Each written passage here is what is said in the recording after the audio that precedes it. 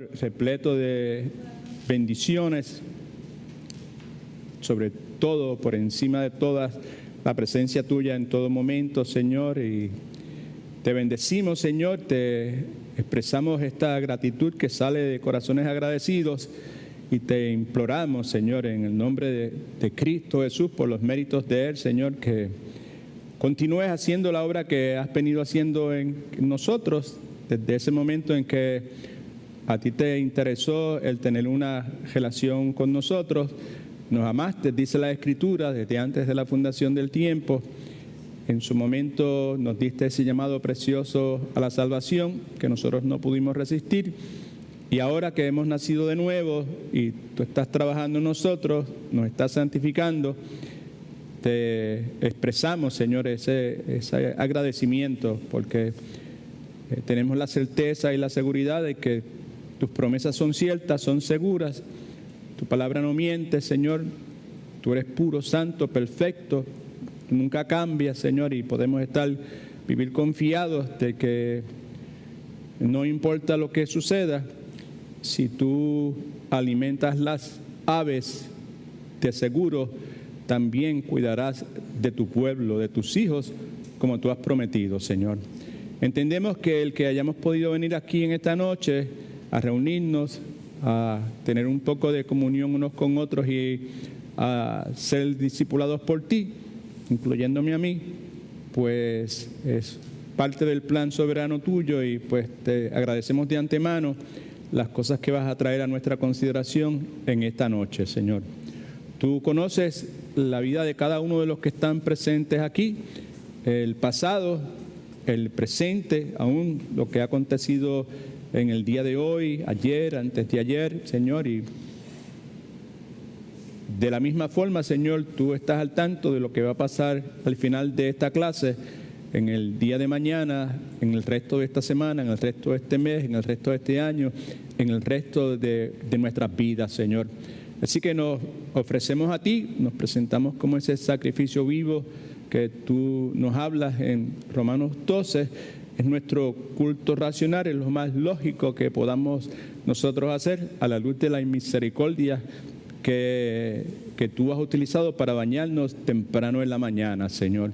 Hemos visto tu fidelidad en el día de hoy y pues nos gozamos, Señor. Te rogamos que, Señor, remuevas de nuestra mente todos estos pensamientos que siempre obstaculizan la obra del Espíritu Santo de darnos entendimientos, renovar nuestra mente, Señor, de forma tal que podamos ser transformados como tú quieres, Señor. Así que gracias nuevamente te damos. Te rogamos por el pastor Tim mientras enseña en este momento. Te imploramos que lo fortalezcas, que le des fuerza, y también al hermano John, que también probablemente lo está haciendo. Te lo rogamos, Señor, en el nombre de Jesús, para su gloria. Amén. Ok. Las notas que tenemos son las mismas que utilizamos la vez pasada a manera de introducción.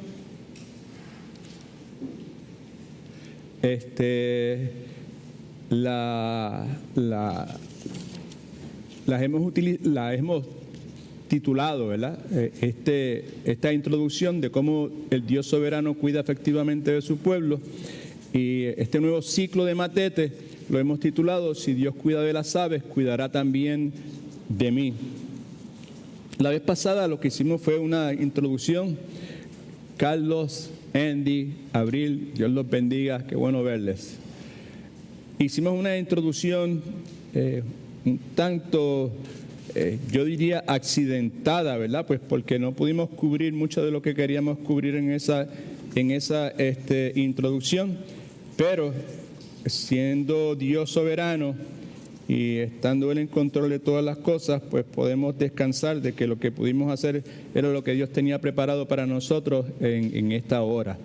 El asunto que nos preocupa en este ciclo de Matete es el asunto de la providencia de Dios, cómo Dios gobierna todos los asuntos de su pueblo, ¿verdad? Y todo lo que tiene que ver con su creación, y todo lo hace por el medio de su palabra. El pasaje que decidimos utilizar como trampolín en esta serie está en el libro de Salmos, en el capítulo 57, los versículos son del 1 al 3. Particularmente el versículo 2 es el que queremos destacar. Leemos entonces el primero y el tercero para que pues tengamos una idea del contexto del pasaje. Es una expresión de confianza, de certeza, de seguridad, de agradecimiento del rey David a Dios ante lo que Dios hizo providencialmente con él y a través de él, al él encontrarse en una situación altamente riesgosa, peligrosa, donde estuvo a punto de perder su vida. Estuvo rodeado por 3,000 y pico de soldados bien entrenados, y Dios intervino como siempre lo había hecho en la vida de él.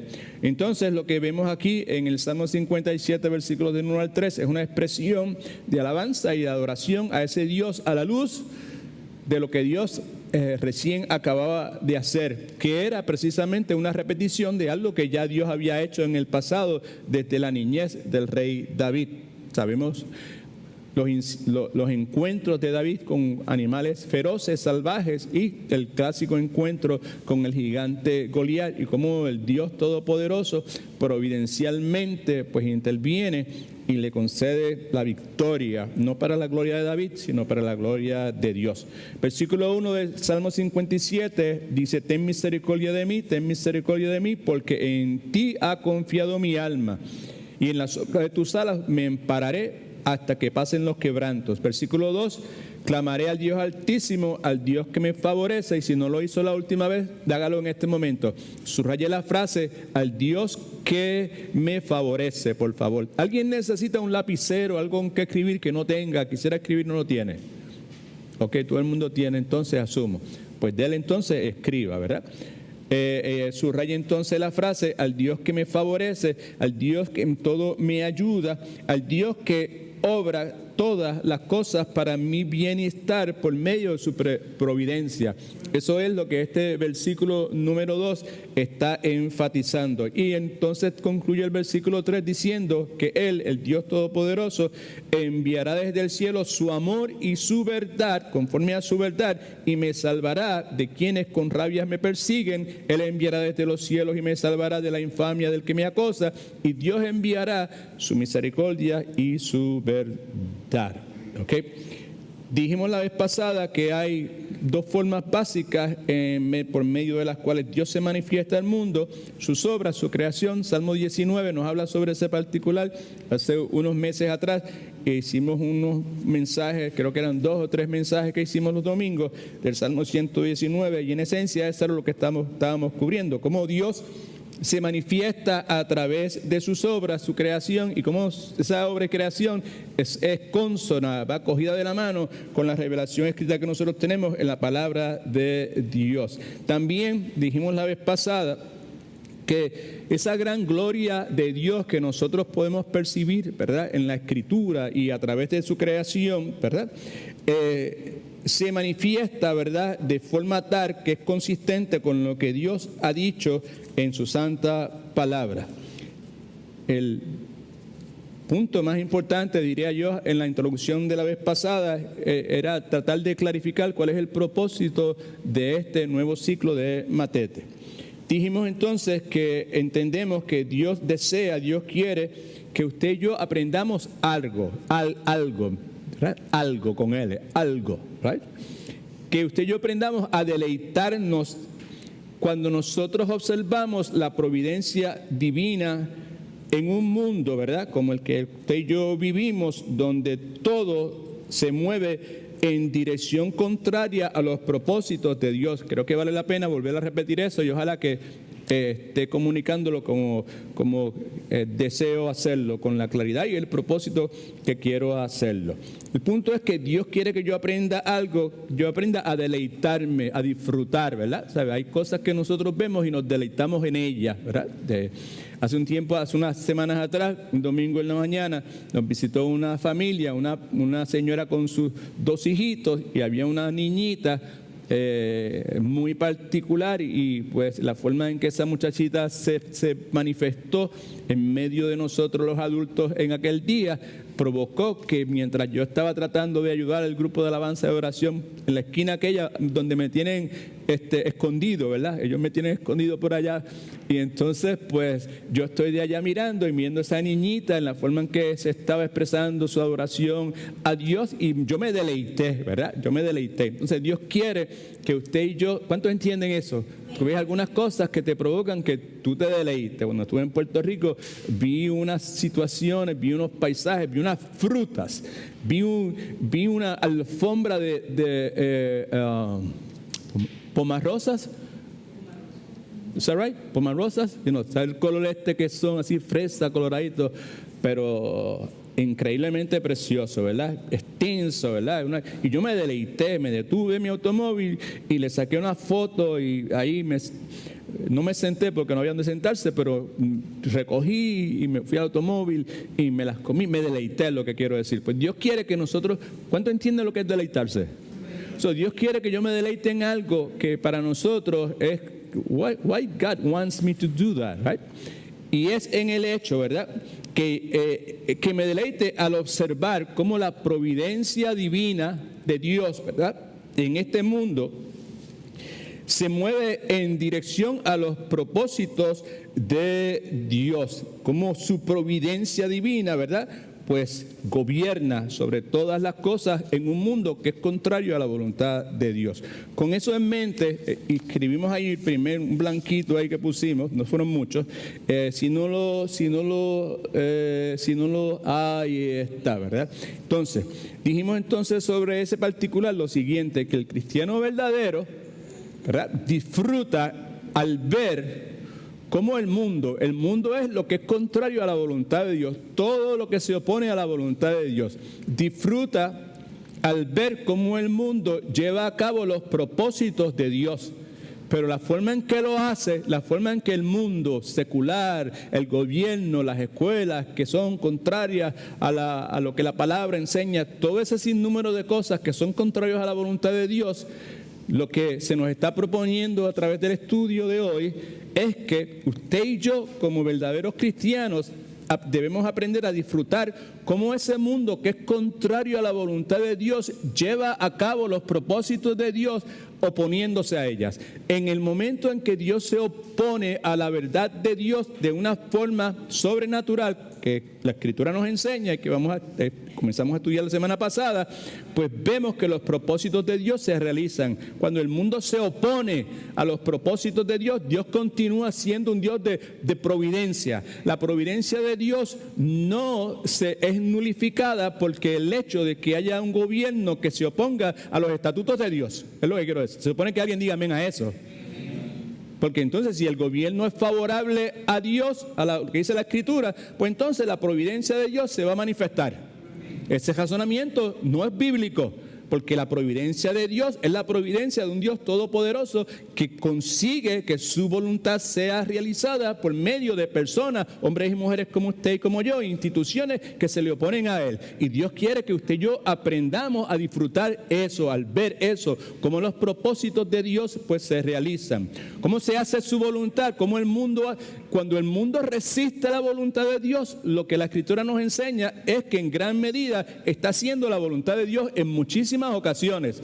Y tercero, cómo su iglesia se multiplica, ¿verdad?, al momento en que el mundo pues se opone a ella. Y lo que sometemos a su consideración es que todo eso es una expresión de la providencia de Dios. Una de las cosas que yo he aprendido que provocan gran deleite en la vida del creyente, ¿verdad?, es considerar, reflexionar y muchas veces recalibrar, ¿verdad?, ante la realidad de la obra de la providencia divina de Dios en su propia experiencia personal, que es lo que vimos entonces en el capítulo 57, versículos del 1 al 3, particularmente el versículo 2, ¿verdad?, del Salmo 57.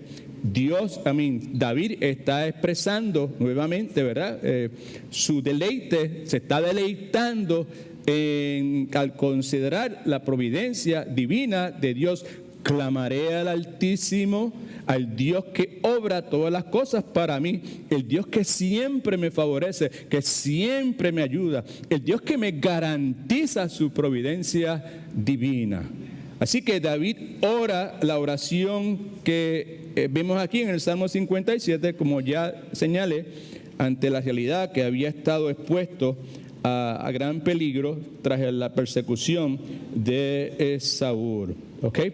Así que podemos nosotros estar confiados de que Dios siempre responde la petición de sus hijos, los rescata, ¿verdad? Dios siempre está contestando las oraciones de sus hijos. Entonces podemos añadir también que esta obra de Dios en todos los aspectos de nuestra vida, como Dios responde, como Dios actúa sobre los asuntos grandes, críticos, complicados de nuestra vida, como los pequeños también, nosotros esa intervención de Dios la llamamos la providencia divina de Dios. Eso es parte de lo que cubrimos la vez pasada, ¿verdad? Señalamos también que lo que David había experimentado en el pasado le ayudaba en el presente, ¿verdad? Y le permitía estar firme, estar seguro al clamar la atención, el cuidado, la provisión de Dios. Y pues nosotros también deberíamos imitar el ejemplo de David, considerar la forma en que Dios ha obrado en la vida de nosotros en el pasado. Por eso fue que la vez pasada pues yo me detuve y le di un poquito de background, que es lo que había pasado en mi vida, ¿verdad? Lo que nosotros conocemos testimonio, como hizo el hermano Martín y el hermano Juan cuando yo estuve en Puerto Rico, ¿verdad? Pues, y porque de ese modo, cuando usted y yo nos ponemos a acordarnos de lo que Dios ha hecho, cómo Dios ha obrado en nuestra vida en el pasado, al hacer eso, nuestra fe y la esperanza que nosotros tenemos en Dios son fortalecidas. ¿Okay? Now, es lógico que usted y yo, en el momento que estamos pasando por todas las complicaciones que pasamos, pues no podamos entender qué es lo que está Dios haciendo. El caso clásico era de Pedro, cuando Cristo le está lavando los pies. Cristo le dice, lo que yo estoy haciendo ahora tú no lo entiendes, pero en su momento lo vas a entender. Entonces, escríbase esto aquí en sus notas. La providencia divina de Dios es el gobierno de Dios por medio del cual Dios, con sabiduría y amor, cuida y dirige todas las cosas en el universo. Y Dios lo hace afirmando que Dios tiene control sobre todas las cosas. Así que pusimos eso.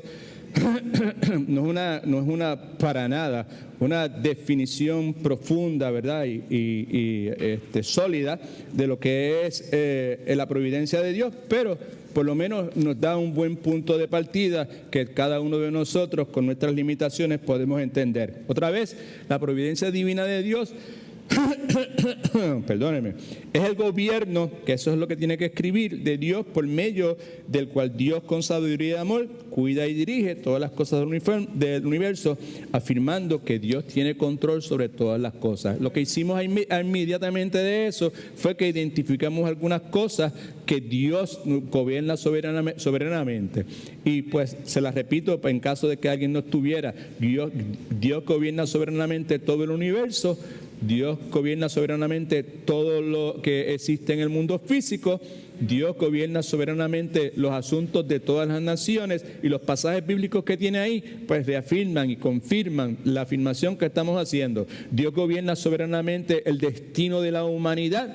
Dios gobierna soberanamente, de esto vamos a hablar este próximo domingo, de los éxitos y fracasos de nuestra vida, de cómo Dios gobierna soberanamente los aparentes fracasos y las aparentes victorias en la vida de su pueblo, ¿verdad? De los seres humanos per se, ¿verdad? Y Dios gobierna soberanamente en cuanto a la protección de su pueblo. Escriba esto, por favor, si no lo hizo la vez pasada. Lo que la Sagrada Escritura enseña en cuanto a la providencia divina de Dios se opone claramente a la idea de que es el azar o el destino lo que gobierna el mundo. ¿Right? Eso es una verdad que lo que acabamos de decir pues refuta, y más importante de lo que acabamos de decir, lo que la palabra de Dios refuta. Así que yo quiero que mire entonces en sus notas, creo que entonces llegamos ahí a la página número 3, eso es, ahí nos quedamos. Y creo que el título que tiene allá arriba es la interacción entre la providencia de Dios y la voluntad humana. Ahí estamos, ¿right? El pasaje que tenemos aquí de frente a nosotros es Lucas, es Lucas, wow, es Lucas capítulo 22, versículo 22.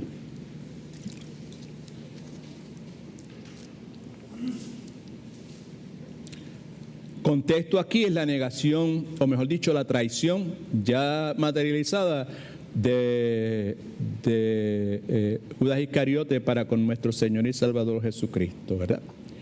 A la verdad, el Hijo del Hombre vive, se conduce, experimenta según lo que está determinado, ¿right? Y lo que está determinado es lo que estamos hablando aquí, que es la providencia divina de Dios. Cristo está hablando de sí mismo, de lo que le acontecía a él, inclusive la traición de Judas Iscariote. Pero hay de aquel hombre por quien es entregado. Así que vemos dos cosas aquí. Vemos inmediatamente que hay una interacción en esta porción bíblica entre dos conceptos, dos verdades bíblicas que son irrefutables. Una, como ya hemos dicho, ¿verdad? La providencia divina de Dios que está expresada en la frase según lo que está determinado. Lo que acontece en la vida de Cristo, en el ministerio de Cristo, todo le acontece, no acontece porque así, porque sí, acontece porque eso es lo que Dios ya había predeterminado. ¿Alguien dice amén? Amén. Así es, right? Okay. Pero ahí, en ese mismo pasaje, pues usted puede notar entonces lo que dice a continuación, pero hay de aquel hombre por quien es entregado. Y sin mucho esfuerzo vemos con claridad que no está hablando ahí de la providencia divina de Dios o la soberanía de Dios, si usted quiere. Está hablando de la responsabilidad humana. Así que vemos estos dos principios que están presentes en todo momento. Hay una interacción que acontece en la Biblia y hay una interacción que acontece yo diría, en la inmensa mayoría de los asuntos de la vida del pueblo de Dios y de todos los seres humanos, si vamos a ser más ciertos. Así que la palabra de Dios enseña que por medio y gracias a la providencia divina, la voluntad de Dios se cumple y que para garantizar el cumplimiento de sus propósitos, Dios gobierna los asuntos de los hombres y actúa mediante, escriba esto por algún lugar, el orden natural de las cosas.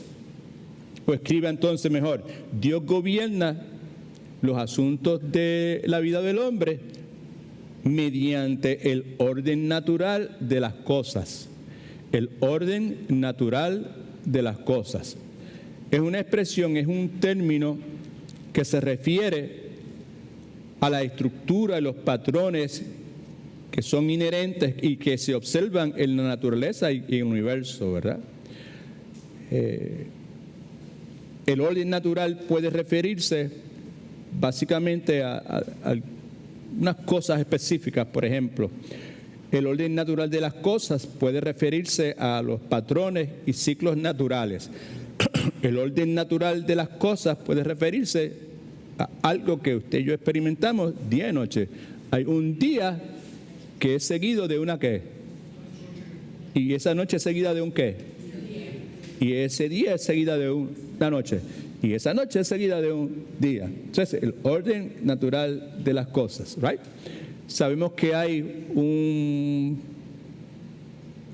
primavera, ¿right? Que es seguida de ¿seguida de qué?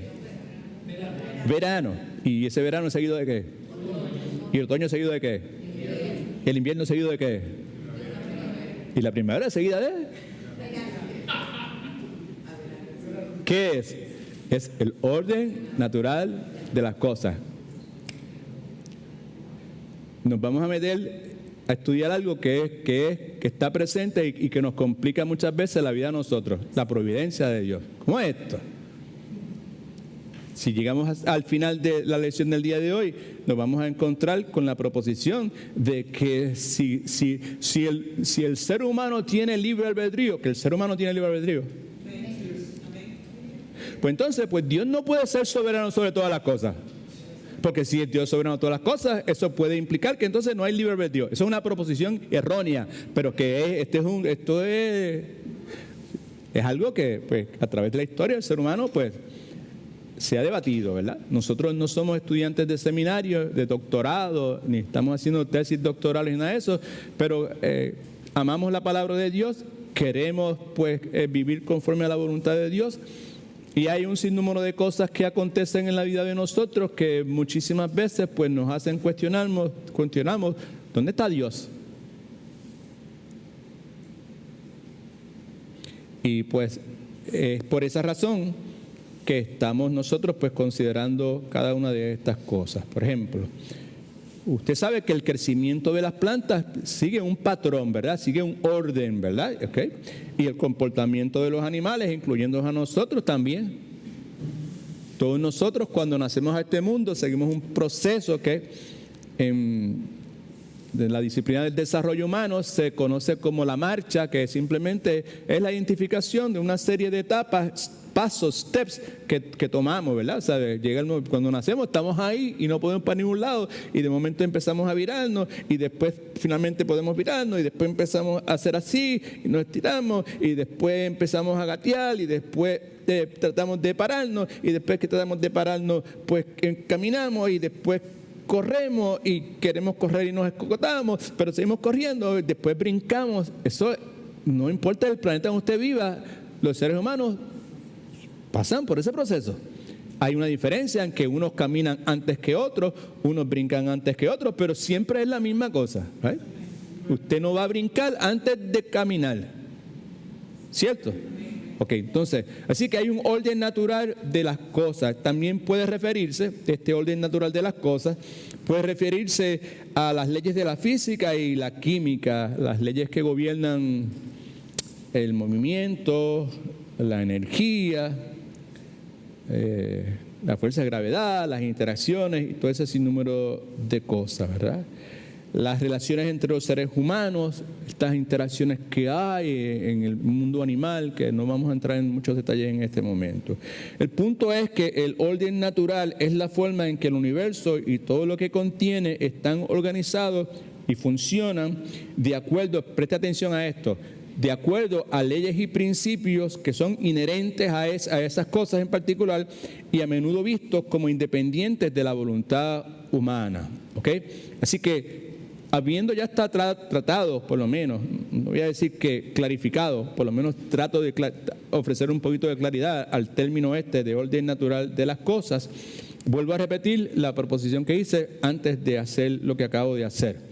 La palabra de Dios enseña que por medio y gracias a la providencia divina, la voluntad de Dios se cumple, yo añado siempre en este momento, y que para garantizar el cumplimiento de sus propósitos, Dios gobierna los asuntos de los seres humanos, suyo y mío, y actúa mediante el orden natural de las cosas. Y es lo que hemos considerado en este momento. Así que bíblicamente hablando, esto es lo que quiero decir.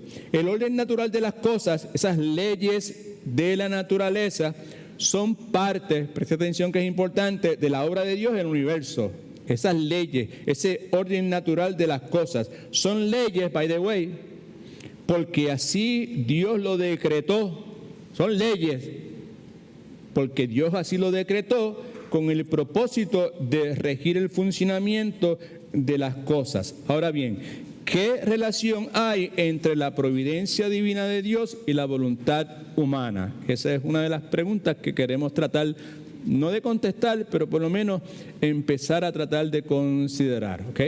Now, usted y yo sabemos que los llamados seres humanos tienen una cosa que se llama libre albedrío, ¿right? ¿Cuántos están de acuerdo con eso? ¿Right? ¿Sí? Pero también nosotros sabemos, Ok, o sea, si usted se va a ir bien con mucha filosofía profunda y pues entonces pues podemos argumentar hasta la semana que viene, hasta el 2045 si hay o no libre albedrío. Pero normalmente los seres humanos entendemos que hay una cosa que se llama libre albedrío. Right? Okay. Y usted y yo sabemos que los seres humanos tenemos libre albedrío. Pero usted y yo también sabemos que Dios es soberano. ¿Cuántos piensan que Dios es soberano? ¿Ya? Dios es soberano. Pero el ser humano tiene libre albedrío. ¿Right?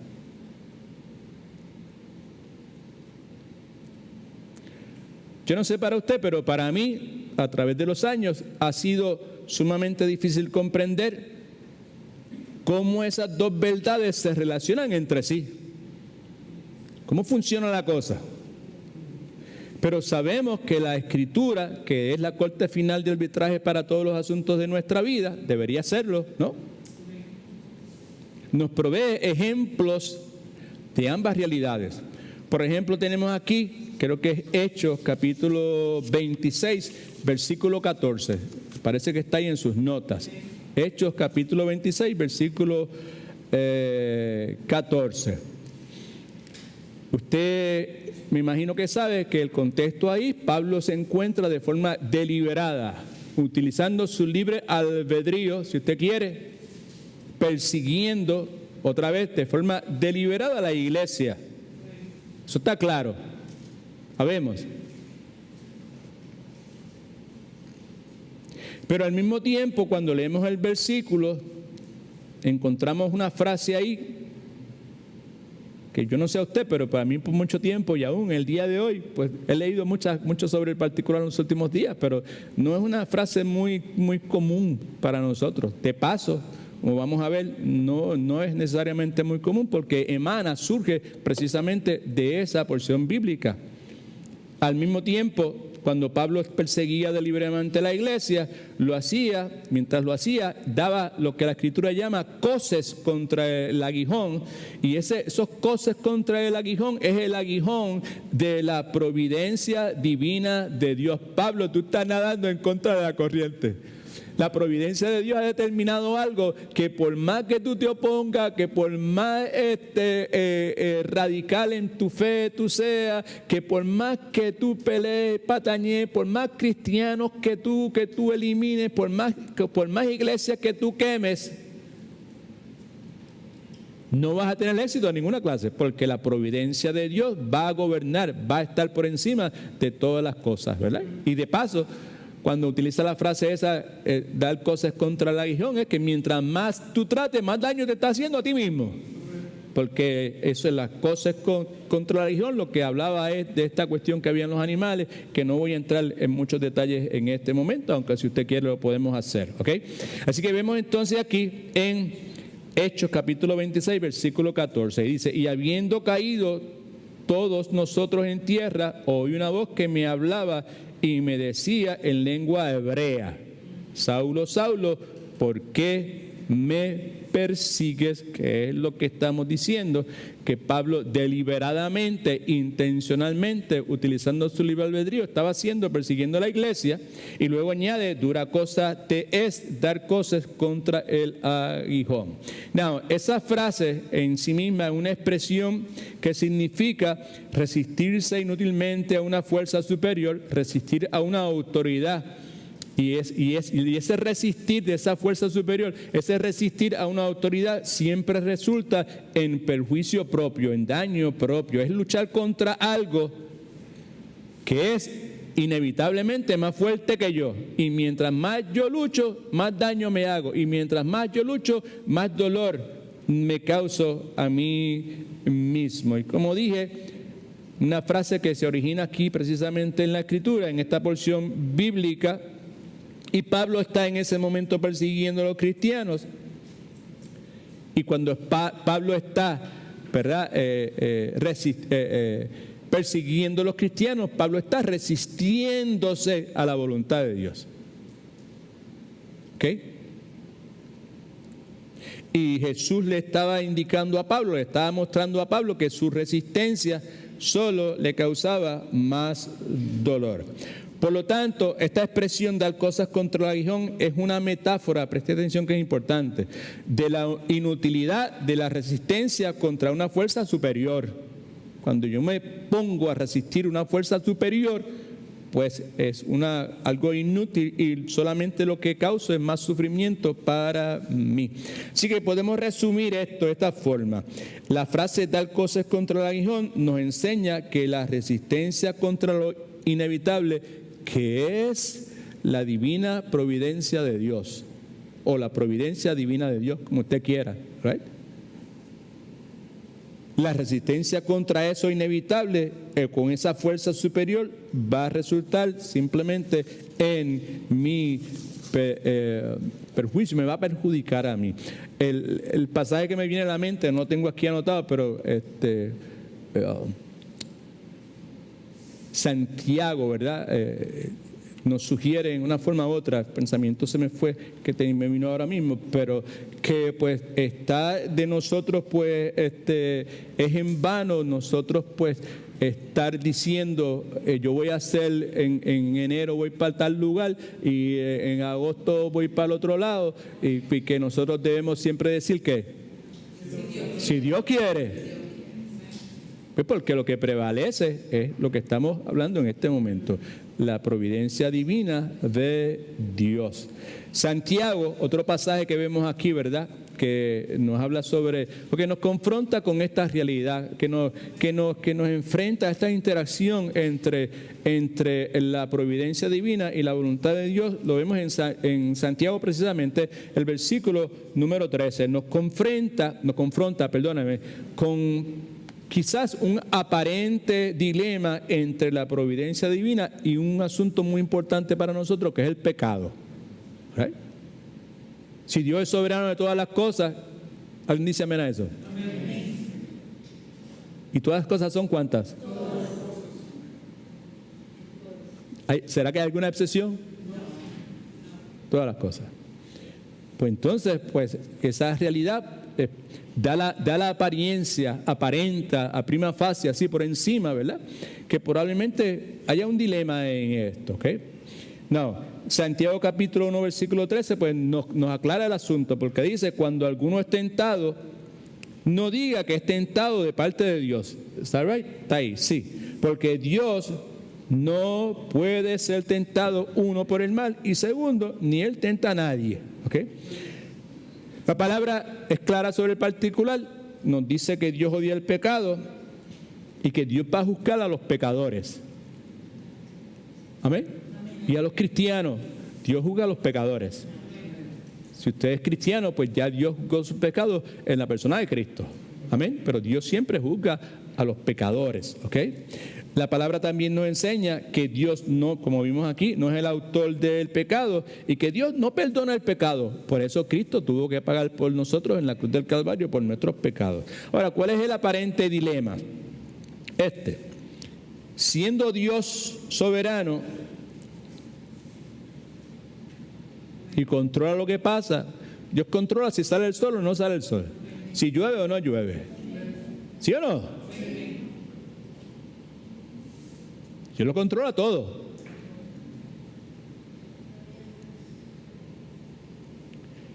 Porque es soberano. Y si Dios es soberano, que lo es obvio también que Dios permite cierta dosis de pecado. Y si Dios permite sin duda eso, debe tener una razón para permitirlo de forma temporal, aunque Dios odie el pecado. Mire el versículo nuevamente. Santiago capítulo 1, versículo 13.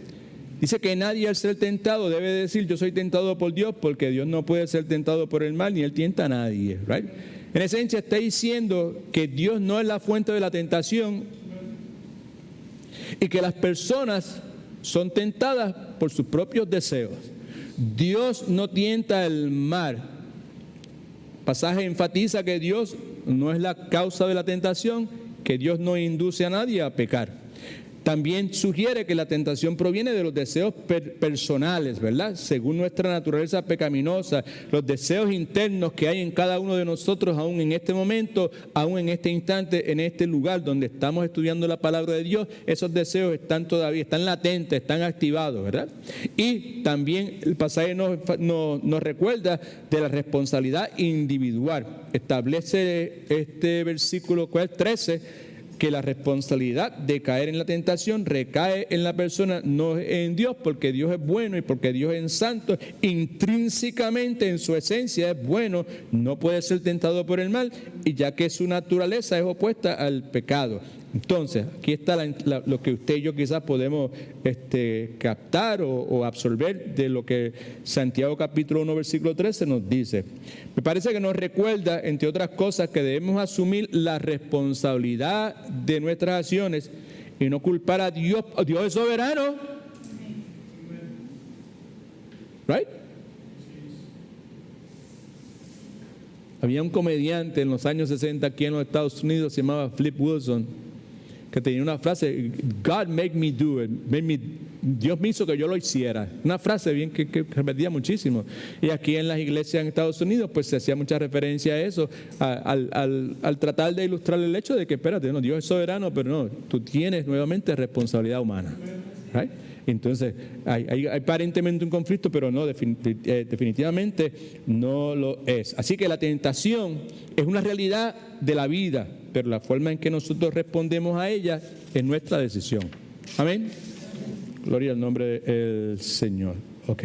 Now, otra cosa que podemos señalar, quizás como el ejemplo más contundente, más evidente, más conocido, más citado de la providencia divina de Dios, se encuentra en la historia famosísima de José de Egipto.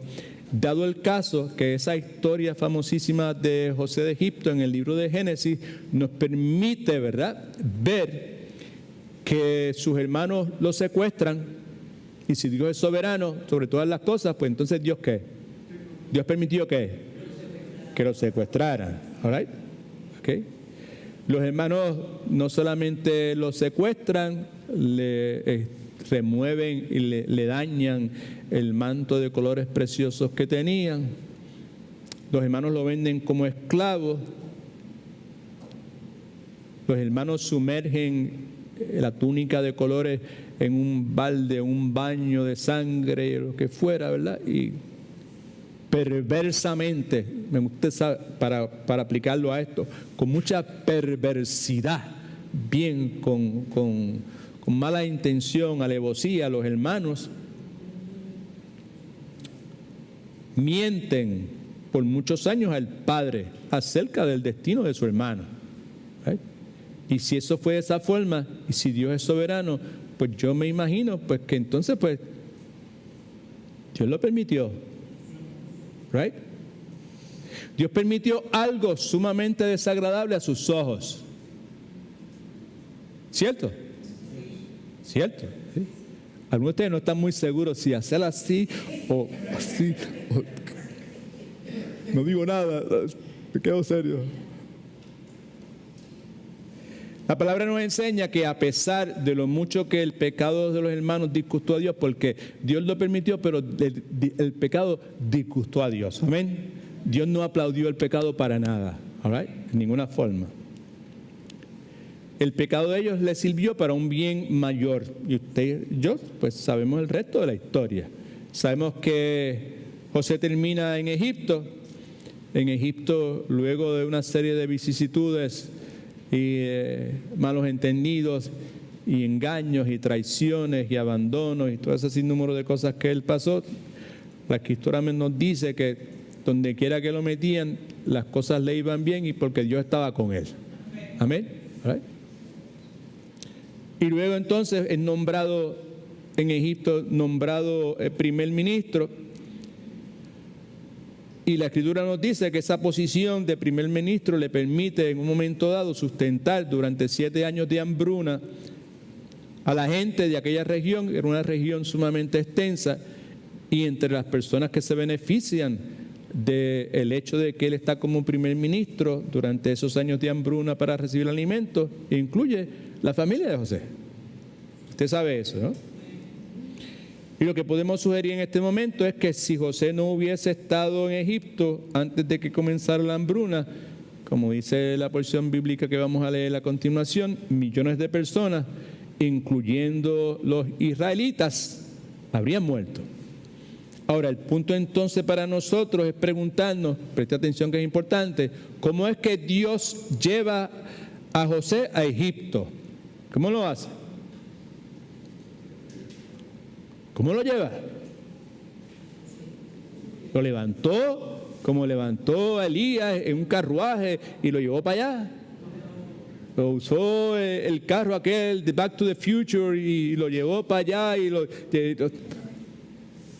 no, ¿verdad que no?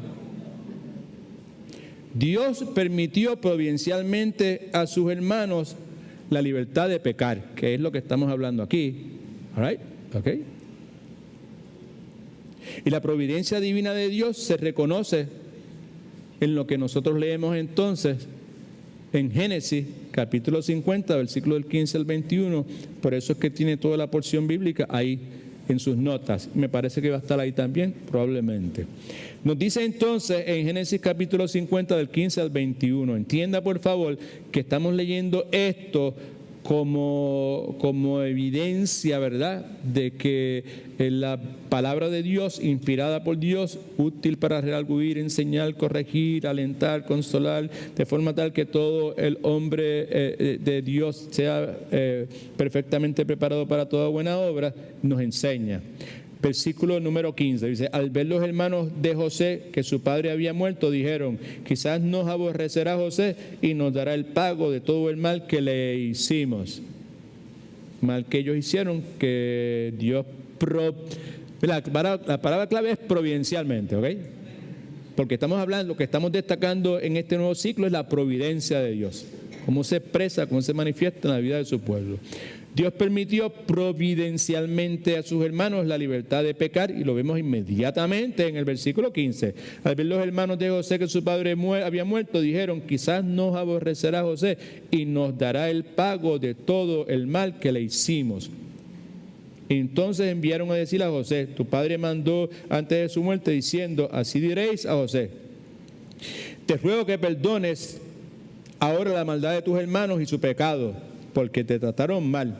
Por eso ahora te rogamos que perdones la maldad de los siervos del Dios de tu padre. ¿Verdad? Y José lloró mientras hablaban.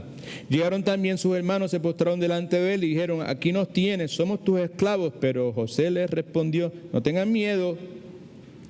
¿Acaso estoy yo en lugar de quién? ¿De Dios?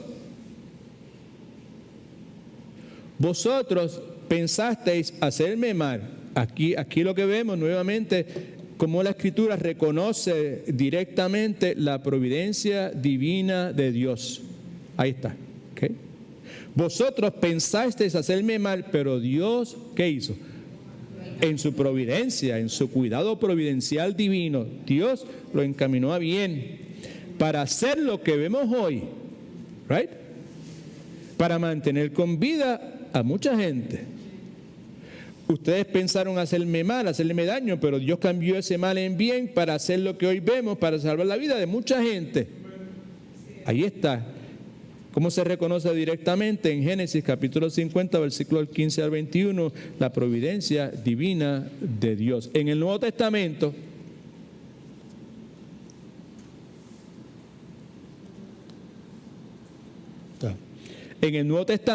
podemos leer acerca de otro caso claro de la providencia divina de Dios y de cómo la providencia divina de Dios se impone al pecado. Y ese caso es la historia de Judas Iscariote. La palabra enseña, porque la palabra lo enseña, no es que yo lo estoy diciendo, es que la palabra lo enseña, que Dios permite que Judas mintiera. Dios permite que Judas engañara, que Judas estafara, que Judas robara, y que Judas eventualmente traicionara a Jesucristo, poniéndolo a manos de sus enemigos. Y yo sé que usted está de acuerdo conmigo en que todo eso fue algo sumamente malo que desagradó a Dios. ¿Cuántos están de acuerdo con eso? Malo y desagradó a Dios, sin duda de ninguna clase. Sin embargo, la Escritura nos dice que todas las altimañas, todas las intrigas de Judas condujeron a lograr un bien o un beneficio mayor, que era ¿cuál? La salvación de la humanidad. ¿Ok? Jesús tuvo que morir a manos de los romanos para convertirse, como usted y yo sabemos, en el sacrificio por el pecado. Y si Jesús no hubiese sido crucificado, hipotéticamente hablando, conforme a lo que la Escritura nos enseña, pues todavía nosotros estaríamos en nuestros pecados. Y si no hubiese resucitado, pues de la misma forma también. ¿Ok? Así que la pregunta entonces es la misma pregunta que hicimos de cómo Dios lleva a José a Egipto. La pregunta entonces ahora es cómo Dios llevó a Cristo a la cruz. La respuesta es: Dios permitió providencialmente a Judas, Dios le permite conforme a su providencia, ¿okay?, a Judas realizar una serie de actos perversos. Y que es nuevamente lo que Cristo dice claramente en Lucas capítulo 22, versículo 22, donde vemos que existe, sin lugar a dudas, un equilibrio. Ahí dice: a la verdad el Hijo del Hombre, ese es Cristo, va conforme al plan estipulado, según lo que está determinado. Eso es la providencia divina de Dios. Pero hay de aquel hombre por quien es entregado. Nos habla entonces aquí de la responsabilidad humana que estaba en las manos de Judas Iscariote. ¿Okay? Así que aquí en Lucas 22, Cristo declara que aunque Él, como el Hijo del Hombre, habría de seguir el camino predeterminado por Dios, aquel que lo entregara iba a sufrir las consecuencias. El camino predeterminado por Dios era que iba a morir en la cruz del Calvario, crucificado, iba a ser traicionado, todas esas cuestiones. Pero entonces vemos que se nos está diciendo que aquel que lo entregase conforme al plan predeterminado de Dios iba a sufrir, mejor dicho, las consecuencias. Así que el versículo nos habla de la soberanía de Dios y la responsabilidad humana, mostrando que aunque Dios tiene un plan, los individuos son responsables de sus acciones. Si no me equivoco, son las 8:32, ya mismo vamos a terminar.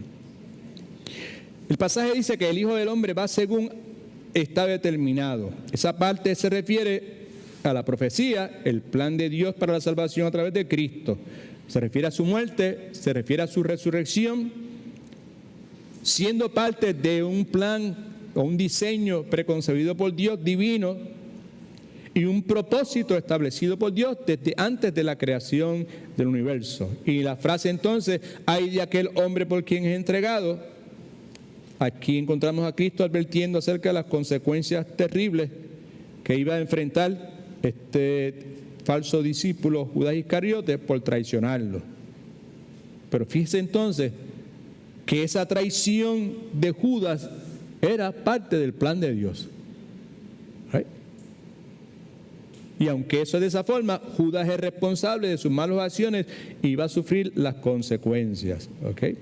Así que vemos entonces que Lucas 22 nos enseña que Dios tiene un plan, pero también que tenemos la libertad de elegir y que nuestras decisiones tienen consecuencias. Lo que vemos aquí es una mezcla, si usted quiere, ¿verdad?, de la soberanía de Dios y la responsabilidad humana. ¿Ok? Now, yo creo que hasta aquí podemos llegar en este momento. God is good? All the time. Ok. No. Vamos a orar. Padre, en el nombre de Jesús, te damos mil gracias por el tiempo que tú nos has dado. Te damos gracias, Señor, por tu bondad, tu misericordia. Te damos gracias por tu fidelidad. Te agradecemos enormemente el hecho de que, pues, tu palabra es clara. Tu providencia está ahí, Señor, y tú, Señor, nos das evidencia clara de que tú continúas sentado en tu trono, pero al mismo tiempo hay una responsabilidad humana que recae sobre nosotros, tu pueblo. Yo te ruego que nos ayudes en este proceso de discipulado a través del cual estamos aprendiendo, Señor, cómo esta interacción entre estas dos verdades bíblicas surge, se manifiesta, se expresa en la vida de tu pueblo, Señor. Yo te agradezco que nos hayas permitido recibir el regalo de la salvación y con ese regalo la presencia permanente de tu Espíritu Santo que nos ilumina, Señor, y que poco a poco, pero de forma segura, va, Señor, pues renovando nuestro entendimiento y permitiéndonos ver en nuestro propio testimonio, en nuestra propia experiencia, Señor, cómo tu providencia, Señor, cuida y protege tu pueblo y provoca que tu voluntad perfecta se realice aún en formas que nosotros no podemos entender, Señor. Te bendecimos, declaramos tu grandeza, declaramos tu bondad. En el nombre de Jesús, para su gloria oramos. Amén.